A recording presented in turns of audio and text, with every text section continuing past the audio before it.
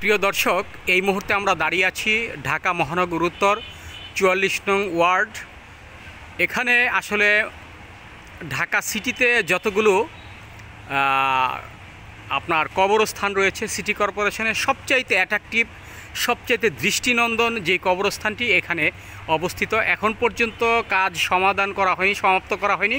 এটা প্রায় ৩,৭৭,০০,০০০ টাকা ব্যয়ে এই কবরস্থানটি নির্মিত হয়েছে। এখনও এটার কাজ সম্পূর্ণ হয়নি। এটা হয়তো সমাপ্তি হতে আরও কয়েক মাস লেগে যেতে পারে।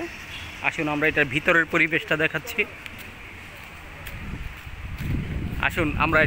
পরিবেশটা দেখাচ্ছি।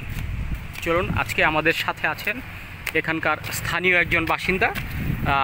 মূলত যাদের এই জমি নিয়ে তাদের জমি ছিল এক সময় এই অঞ্চলটাতে, আমরা তার সাথে আজকে একেবারে সবার শেষে আমরা তার সাথে একটু আলোচনা করব। এই যে দেখেন কতটা দৃষ্টিনন্দন এই কবরস্থানটি।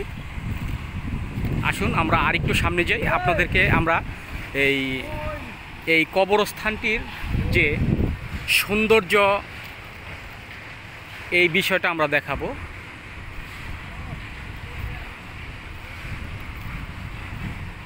আসুন, এখানে ৮ ফিট রাস্তা রয়েছে ঠিক কবরস্থানের মাঝখান দিয়ে।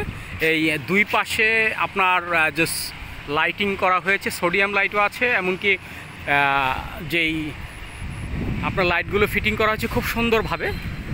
আমরা দেখাচ্ছি এইখানে প্রায় ২০ ফিটের মতো রয়েছে, প্রত্যেকটা অংশ প্রায় ২০ ফিট হবে।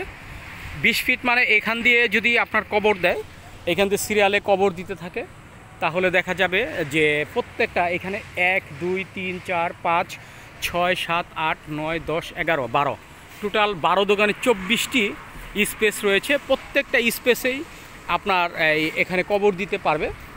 দেখেন খুব সুন্দর করে এগুলো সাজানো হয়েছে, আমরা আপনাদেরকে দেখাচ্ছি। এই যে দেখেন খুব সুন্দর করে, এই যে দেখেন আরেকটু, এই যে এই ল্যাম্পপোস্টগুলো আসলে এই কবরস্থানের সৌন্দর্যটাকে আরও সুন্দর করেছে। এই যে দেখেন এর মাঝখান দিয়ে গাছে, এই রাস্তার দুই পাশ দিয়ে সুন্দর আম, জাম সহ বিভিন্ন বৃক্ষ লাগিয়েছে।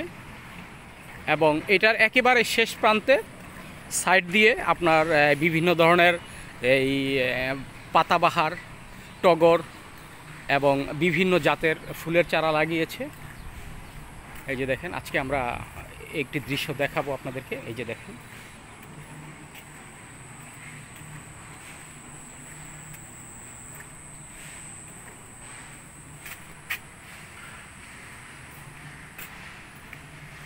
দেখেন প্রত্যেকটি কর্নার খুব সুন্দরভাবে সাজিয়েছে এই সিটি কর্পোরেশন। আসলে এটা এই কবরস্থানটি দীর্ঘ বছর ধরেই একেবারে এই এলোমেলো ছিল, কিন্তু এই বছর গত ২৪ জুলাই মাসে এটা টেন্ডার হয়।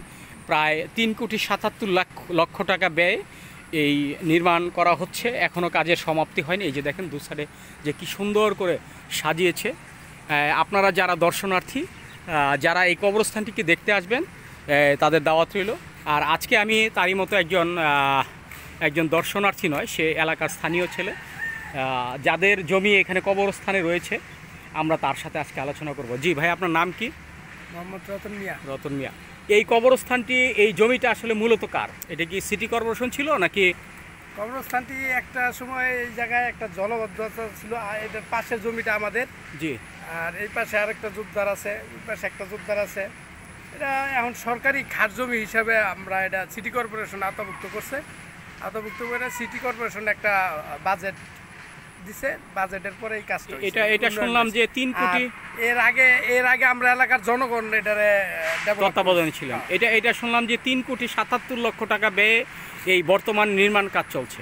হ্যাঁ, ৩,৭৭,০০,০০০। আচ্ছা, এই একটি বিষয় জানতে চাচ্ছি, এই কবরস্থানে কি শুধুমাত্র ৪৪ নং ওয়ার্ড যারা অধিবাসী তাদের কবরস্থান হবে, নাকি যারা বিভিন্ন জায়গা থেকে আসবে তাদের জন্য ব্যবস্থা রয়েছে? এই ব্যাপারে কি কিছু জানেন? এই যতটুকু আমরা জানি যে এটা ৪৪-এর আওতাভুক্ত, ৪৪-এর বাহিরে না। আর এটা ওই প্রত্যেকটা ওয়ার্ডে এখন কবরস্থান আছে, একটা করে কবরস্থান প্রত্যেকটা ওয়ার্ডে নির্ধারণ করতেছে। আচ্ছা। যেমন আমাদেরটা অনেক আগে থেকে ডেভেলপ হওয়া, এই জন্য আর কি আমাদেরটা অনেক তাড়াতাড়ি আরো করে কি হয়ে গেছে, মানে ডেভেলপ হয়েছে। হ্যাঁ। আপনার কি মনে হয় যে ভবিষ্যতে এই যে প্রত্যেকটা স্পেসে আমরা টোটাল 1 2 3 4 12টা স্পেস দেখেছি, 12টা স্পেসের ঠিক মাঝামাঝি কবর হবে এই দুই পাশে দুই পাশ এই যে এক পাশ, হ্যাঁ। এই যে এক পাশ, অর্থাৎ 12টা কবর, এই পাশে 12টা কবর, মানে এই দিক দিয়ে 12টা কবর হবে, হ্যাঁ, এদিক দিয়ে 12টা, 12টা অর্থাৎ কবর। 24টা কবর হবে প্রতিটি লাইনে। অর্থাৎ দেখা যাবে যে তাহলে কি আপনার মনে হয় না যে যখন এই কবরস্থানটি ভরে যাবে তখন তাদের কি ব্যবস্থা থাকতে পারে? এটা ভরতে মোটামুটি অনেক সময়ের দরকার, অনেক প্রায় মিনিমাম কমপক্ষে 15 থেকে 20 বছর।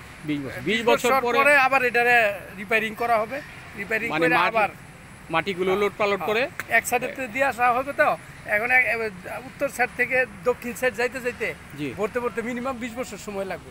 এই 20 বছর পরে আবার উত্তর সাইডে দেওয়া ধরবে, আবার দক্ষিণ সাইডে যাবে, এভাবেই। তা আপনার কি মনে হয় না যে এই কবরস্থানটি, এই যে একটা দৃষ্টিনন্দন একটি কবরস্থান, এই কবরস্থানটি হওয়ার পরপর এই এলাকার ডেভেলপটা আপনার কেমন মনে হয় যে এই এলাকাটা খুব সৌন্দর্য?